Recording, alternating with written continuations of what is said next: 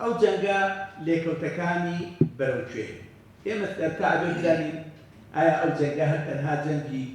رووسیا و ئۆکراینە لەسەر سەرپاچە عەرزێکیانە. دیارە گرانبوونی شت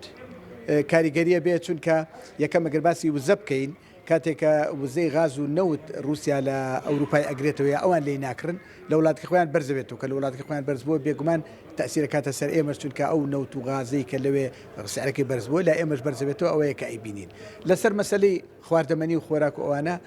سەتی چلوێکی خۆراکی دانەوێڵە گەرم و دانەوێڵەی هەموو دنیا ئۆکراین و رووسیا دابینیەکەن ئێستا هەمووی ڕاوەستاوە ئەوە بە فەڕەنسا بە جوهدی فەڕەنسا و تورکیا و ئەمانە هەوڵەدەن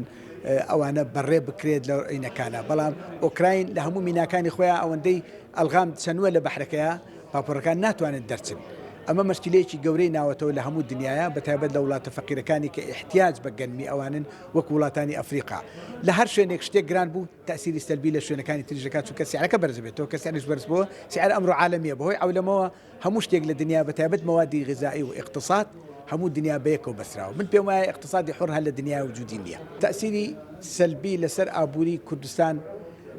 غێر مباشرە بێ ڕەنگە لە ساڵانی داهاتووە دەربکەوێ ئەگەر شەڕەکە زۆر درێژە بچێشێ بەڵام تەسیری سیاسی